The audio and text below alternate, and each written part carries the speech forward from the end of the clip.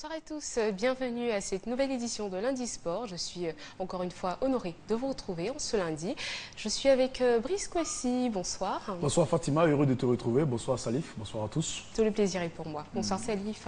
Bonsoir Fatima, bonsoir Brice, bonsoir à tous. Et puis on reçoit un invité sur notre plateau, Monsieur Pierre Gondot, bonsoir. Bonsoir madame. Comment allez-vous? Ça va. Ça va. Alors évidemment, vous êtes sur notre plateau, on va le rappeler, vous êtes donc membre de la FIF et aujourd'hui justement, on aura beaucoup à dire sur justement les éléphants de Côte d'Ivoire qui vont occuper une grande partie de cette édition. Mais avant cela, on va voir quelques extraits, bien sûr, avec les titres. La Côte d'Ivoire a battu la Sierra Leone ce samedi au stade Félix Houphouët-Boigny. Score de la rencontre 2-1. Frayeur, émotion, sursaut d'orgueil étaient au rendez-vous. Le point de cette rencontre, la première de l'ère Hervé Renard dans cette édition. Les équipes nationales de Maracana, seniors et vétérans sont en préparation dans l'optique de brandir le trophée à Niamey. Nous vous donnerons dans cette édition les détails de cette préparation. La Fédération ivoirienne de golf a un nouveau président. Il a été élu ce dimanche lors d'une assemblée générale élective. Nous vous ferons entrer dans les coulisses de cette élection.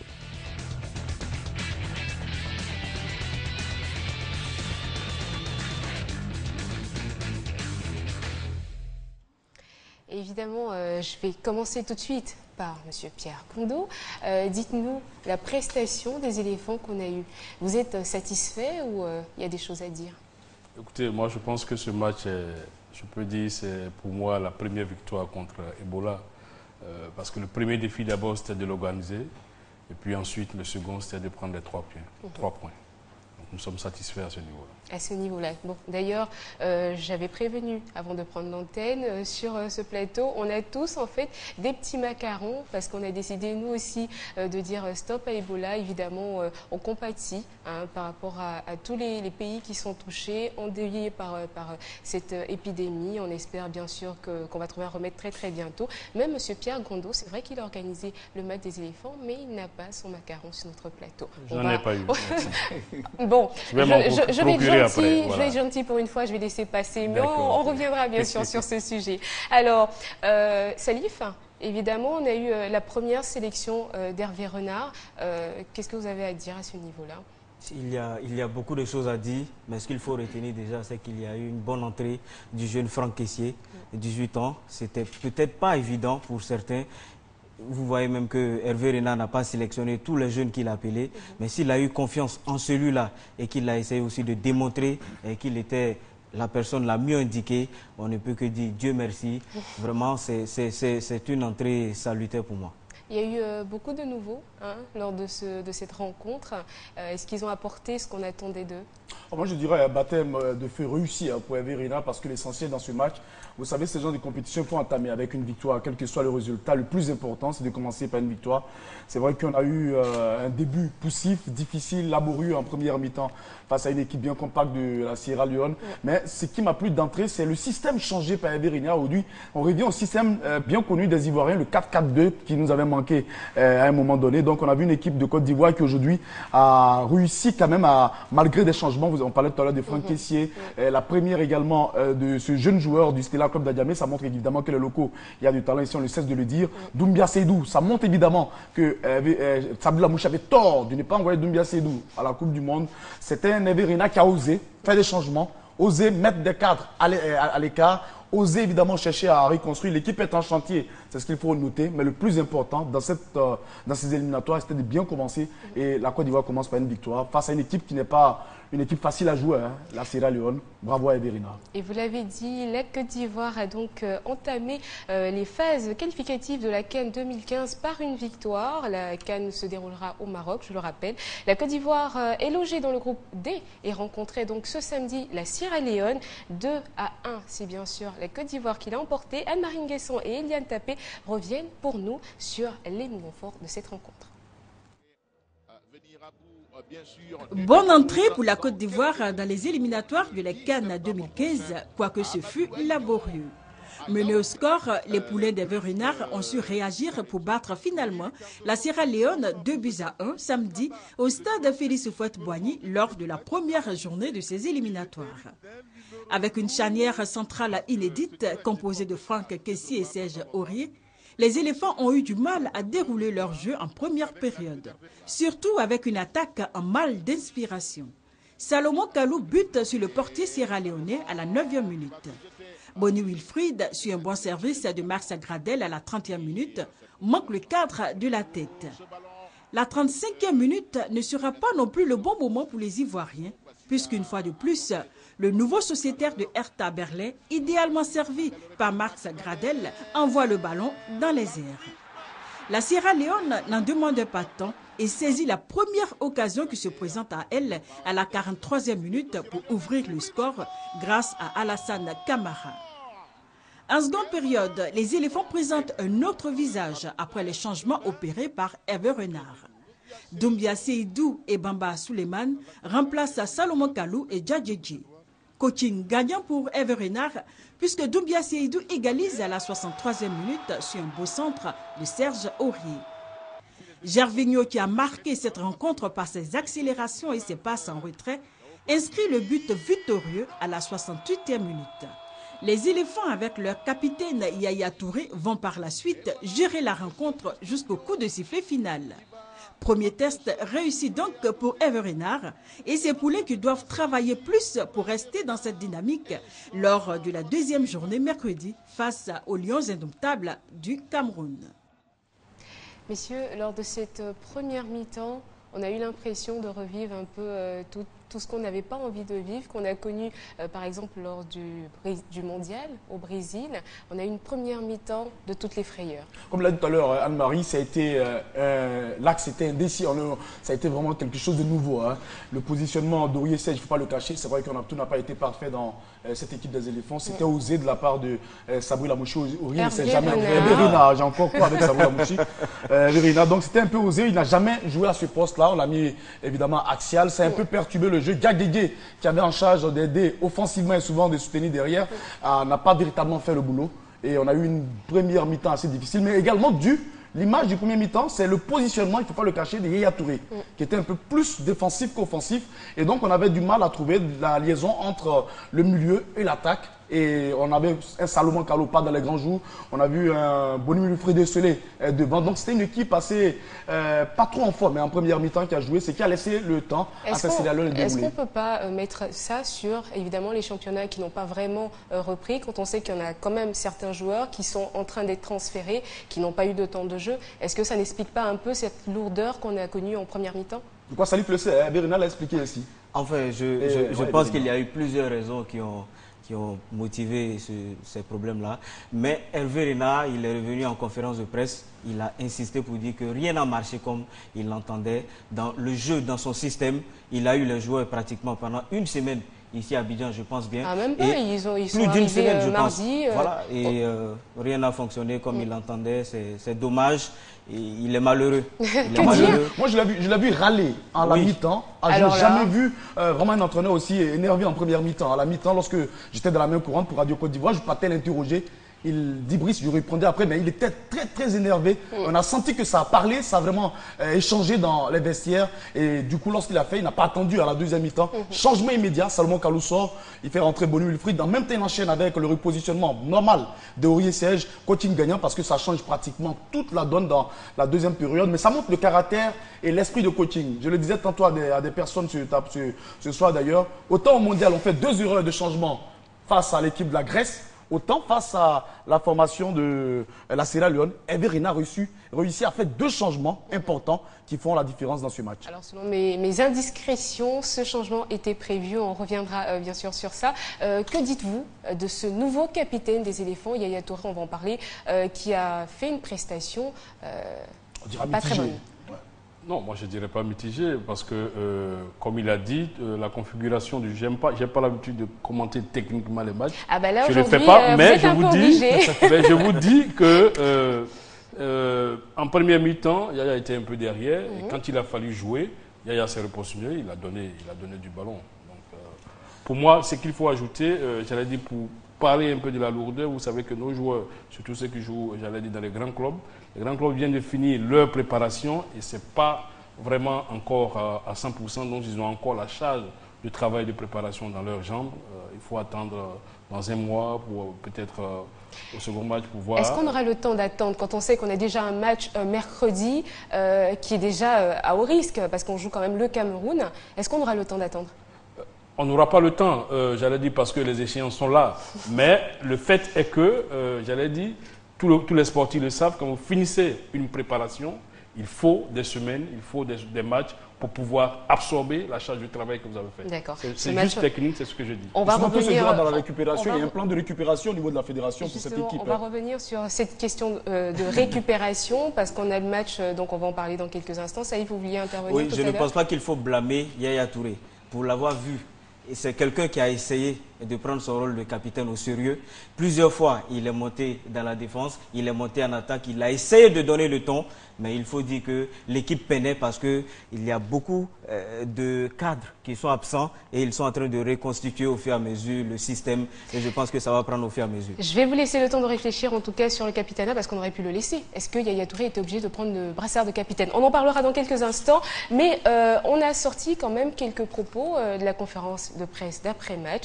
On commence déjà par celle de Hervé Renard et de ses poulains qui se sont exprimés juste après le match. En conférence de presse, après son premier match sur le banc de sélectionneur national, Hervé Renard est apparu l'esprit hagard. Dans un style franc et direct, le technicien français assure « Rien n'a marché comme il l'entendait ». On a fait pratiquement tout ce qu'il fallait pas faire. Et c'est la qualité individuelle qui nous a sorti d'un très mauvais résultat. Mais collectivement, c'était très moyen. Hervé Renard retiendra surtout de son premier match 2 bonnes leçons. La solidité défensive du jeune Franck Kessié, l'entrée salvatrice en seconde période de l'attaquant du CSKA Moscou, Seydou Doumbia. Félicitations à lui, il a su débloquer notre compteur et c'est ce qui a permis ensuite de gagner le match. Il m'a donné satisfaction. Maintenant, il a un potentiel où il peut faire beaucoup mieux, mais c'est déjà un apprentissage réussi. C'est jamais facile de porter le maillot d'une équipe nationale, qui plus est quand c'est l'équipe A. Donc on s'est aperçu que psychologiquement, il n'avait eu aucun problème. Peu bavard sur la question du brassard, Renard n'a pas surpris bon nombre d'observateurs en choisissant Yaya Touré, symbole d'une nouvelle génération. Mais le sélectionneur français semble être en quête d'un attaquant capable de briser les défenses adverses. Je me suis quand même toujours battu pour pouvoir effectivement avoir une place dans cette équipe nationale et c'est ce que je continue à faire. Donc j'espère bien que effectivement ça va être super bien pour les matchs à venir. L'heure est à la concentration dans le vestiaire ivoirien. Le mercredi 10 septembre à Yaoundé au Cameroun, les éléphants d'Hervé Renard auront affaire aux lions innotables de Folkevinke. On a pu le voir donc dans cet élément, sans langue de bois, Hervé Renard n'a pas caché ses sentiments dès la fin du match. Nous n'avons pas démérité, c'est en substance les messages passés par les Sierra-Léonais après le match. Leurs propos ont été recueillis par Salif Ouattara et Deborah Kwasi. J'ai été très ému et très fier de mes joueurs. Ils ont vraiment donné le challenge, le défi à la Côte d'Ivoire. Il n'y a que 4 joueurs qui viennent d'arriver. Ils sont arrivés seulement la nuit dernière. Et ils ont pu donner cette prestation. Vraiment, c'est une fierté pour eux. Lorsqu'ils ont gagné le premier but, leur intention, c'est d'avoir un second but pour pouvoir abattre la Côte d'Ivoire moralement. Mais lorsqu'en deuxième mi-temps, le but a été un but facile qui a causé l'égalisation. Et encore, ils ont fait un deuxième but. Néanmoins, cela a touché les morales. We know sometimes it's football. C'est une bonne compétition pour nous et on va chercher pour qualifier pour le camp l'an 2015 et 75 à Maroc. Donc on va jouer quand même tout ce qu'on veut. Et voilà, alors on va revenir un tout petit peu sur la conférence de presse d'Hervé Renard. Je vous sors quelques phrases. On a fait tout ce qu'il ne fallait pas faire. c'est la qualité individuelle qui nous a sorti d'un très mauvais résultat, difficile pour les joueurs de digérer le mondial, ou encore certainement qu'il n'y avait pas aussi certainement qu'il y avait aussi une appréhension de revenir devant le public ivoirien. Et puis un autre extrait que j'ai sorti, on n'a pas été assez rapide dans le jeu. Alors moi j'apprécie sa franchise, Hervé Renard, parce que c'est clair, on n'a pas vu une équipe pimpante, une équipe qui faisait rêver des éléphants. Tout comme on ne pouvait pas voir une équipe pimpante, parce que c'est un chantier. La mission assignée par la fédération, c'est de bâtir une nouvelle génération, une nouvelle équipe des éléphants. Donc il commence, il a osé mettre Franck Kessié, ça a convaincu, avec un joueur qui a réussi à maîtriser les attaquants sierra-léonais qui n'étaient pas pour autant nuls. Il a réussi à donner confiance à un joueur comme Doumbia Seydou, qui, rappelons-le, a été buteur en Côte d'Ivoire, buteur au Japon, buteur aujourd'hui à CSKA Moscou. Il permet à ce joueur de se libérer, de marquer d'ailleurs le but égalisateur. Il n'hésite pas à faire des changements, parce qu'on a vu Salou Calmon transparent en première mi-temps. Il n'attend pas la deuxième mi-temps. Il fait entrer, évidemment, des joueurs capables de pouvoir hausser le niveau du jeu des éléphants. Déjà, au niveau du coaching, ça promet avec Hervé Renard. Reste pour les Ivoiriens, parce que nous aimons vite les résultats, à pouvoir concilier à la fois les dires et les résultats. Parce que ce qu'on attend d'Hervé Renard, c'est de nous donner une équipe capable de produire du jeu, du spectacle, et puis nous donner des victoires. Mais pour le moment, on va le dire, il est franc, il est clair, et ça, c'est intéressant pour Hervé Renard. Il faut laisser les choses se dérouler le plus tranquillement possible. Hervé Renard, il a entamé quelque chose. Laissons-lui le temps d'aller au bout de ses idées, au bout de ses ambitions. Parce que l'entraîneur que j'ai vu hier, son regard, son style, il est franc et il est clair dans ses propos. Et je suis sûr d'une chose, il saura toujours ramener les joueurs sur le droit chemin, en tout cas le chemin qu'il estime droit. Donc laissons-lui le temps de construire une équipe, de faire ce qu'il a envie de faire de cette équipe de bien. D'accord. Monsieur Gondo, évidemment, j'allais revenir vers vous. Écoutez, moi, je n'ai pas grand commentaire, mais je dirais, quand j'écoute tout à l'heure Brice, il veut à la fois du beau jeu, il veut les résultats. Et également du spectacle. Du spectacle et tout. En même temps, bon, c'est possible, là, président. C'est un Ivoirien et un supporter qui parle. Moi, je m'en tiens à une chose, c'est que nous sommes dans une compétition. En phase de poule, il faut sortir deux pour aller à la CAN. On espère être parmi les deux. On espère et on met tout en œuvre pour que le groupe travaille pour être parmi les deux. Je n'en dirai pas plus. Dis donc que le discours ivoirien a changé. Je me rappelle, il y a seulement quelques semaines, on aurait dit non, il faut qu'on sorte premier de cette poule. Mais bon, les choses ont... on constate. Alors... On a certainement compris beaucoup de choses. Alors, je vous ai sorti également les propos de l'entraîneur sierra-léonais. Il a dit « J'ai été très ému et très fier de mes joueurs qui ont répondu positivement aux défis que représentait la Côte d'Ivoire. 4 joueurs sont arrivés dans la nuit donc de vendredi à samedi, mais malgré cela, ils ont opposé une belle résistance à l'adversaire qui n'est autre que la Côte d'Ivoire. Nous avons bien joué en première mi-temps et sombré en seconde à cause de la fatigue liée au voyage. » Justement, on a la chance de vous avoir sur le plateau. L'équipe sierra-léonaise a eu énormément de péripéties pour ce voyage ici à Abidjan. Non, c'est l'organisation entière du match elle-même qu'on a eu du mal à faire. Vous savez, avec la crise à fièvre Ebola que nous avons connue et les mesures prises par le gouvernement ivoirien, nous avions toute l'Afrique, et nous-mêmes en premier, nous nous posions la question de savoir est-ce qu'on allait pouvoir organiser ce match à Abidjan. On a essayé avec l'aide de la CAF, du ministère des Sports et de la Fédération sierra-léonaise elle-même d'essayer de trouver, voir si on peut reporter, si on peut trouver une autre terre d'accueil.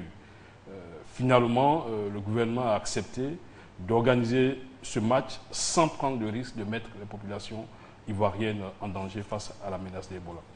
Et la décision étant arrivée, j'allais dire, à une semaine pratiquement de l'événement, la Sierra Leone a présenté une équipe entièrement composée de personnes vivant toutes en dehors de la Sierra Leone et n'ayant pas séjourné dans un pays endémique.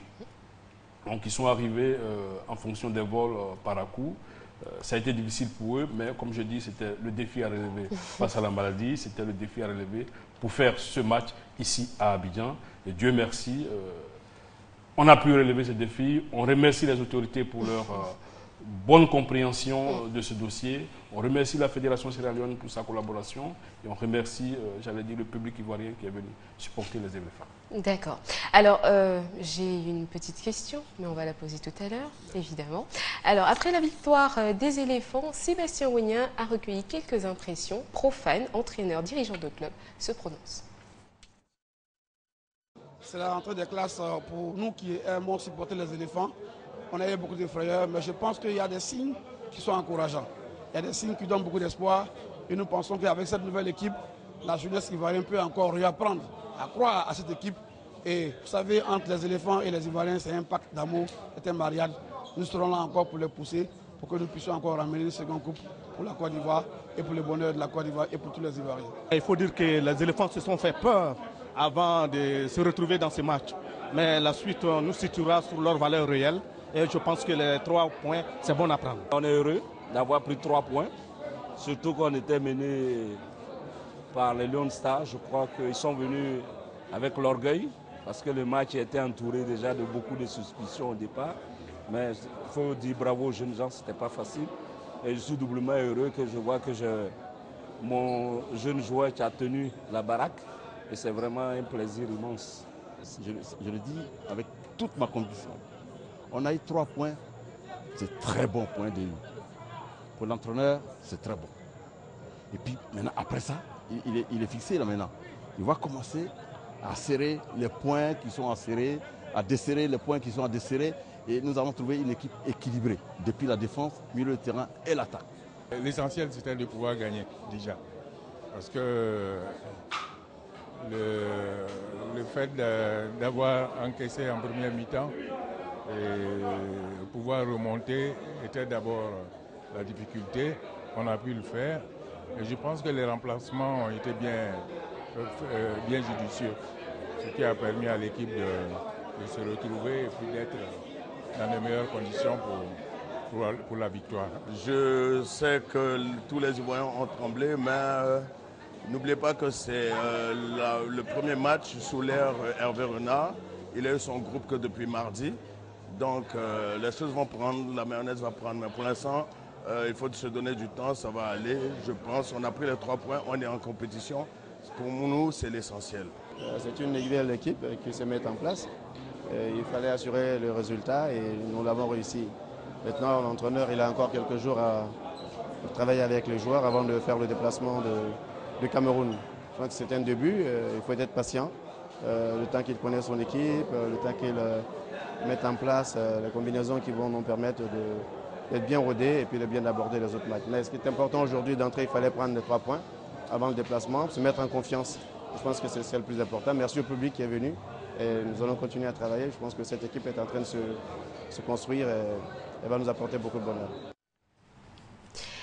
Salif Ouattara et Deborah Kwesi nous proposent à présent de faire un tour d'horizon de certains faits que vous n'avez certainement pas vus chez vous lors de la retransmission en direct. Loin des souvenirs de la déroute brésilienne, les supporters ivoiriens ont fait le déplacement pour ce premier match test du nouvel entraîneur Hervé Renard. Face à la Sierra Leone, la Côte d'Ivoire doit gagner, une formalité du point de vue des supporters ivoiriens. J'ai vu nos 3. Bonjour, c'est fini. 43e minute, but sierra-léonais. Les langues sont amères. Le public ivoirien en appelle au retour de Didier, du prénom de l'ex-capitaine emblématique, Drogba. Dans les QG sierra-léonais, c'est la joie à la mi-temps. On a fait montrer ballon anglophone. Et puis c'est propre, sans défaut. Et puis nous sommes venus pour supporter une équipe avec la paix, parce que nous sommes en Côte d'Ivoire ici. En seconde période, les éléphants frappent à la 65e et à la 67e minute. Les commentaires changent dans les tribunes. À la fin du match, ils reconnaissent l'avoir échappé belle. Ça n'a pas été facile. On a manqué d'efficacité en première période. Voilà. Après, on est revenu à égaliser plus vite en seconde période. Ensuite, il y a le but qui a suivi qu'on attendait. Donc voilà, après, ça fait plaisir de pouvoir gagner à domicile, de pouvoir débuter cette compétition avec les 3 points. Pour commencer, il fallait la victoire. Ça a été difficile en première mi-temps. Mais le plus important, on a terminé avec la victoire. Donc on remercie les supporters d'être venus, nombreux pour nous supporter et puis on espère faire mieux le match prochain. Comme le dirait un supporter, la chaussure émergente d'Hervé Renard a fait la différence. Des dispositions sanitaires ont été observées lors de ce match. C'était la première journée donc des éliminatoires CAN 2015. Sébastien Wignin nous fait le point des installations qui étaient prévues. Vigilance, respect strict des consignes, c'est le mot d'ordre du directeur général de l'ONS, Office national des sports, Koné Salif. Samedi 6 septembre 2014, au stade Félix Houphouët-Boigny, la mise en pratique effective de ces mesures a été vérifiée et constatée dans tous les points d'accès au stade Félix Houphouët-Boigny. Tous ceux qui ont effectué le déplacement ont été soumis à l'application du gel hydroalcoolique. Agréable ou désagréable, c'est la seule condition pour assister au match Côte d'Ivoire-Sierra Leone. Le virus Ebola est une maladie très dangereuse. Et vu la virulence de cette maladie, il est mieux de se préserver, en fait, d'éviter tout désagrément. Nous sommes obligés de nous conformer aux prescriptions du ministère de la Santé et je pense qu'il est toujours bon de prendre des précautions. L'ONS a procédé également à l'affichage des slogans relatifs aux mesures d'hygiène à observer au sein du stade.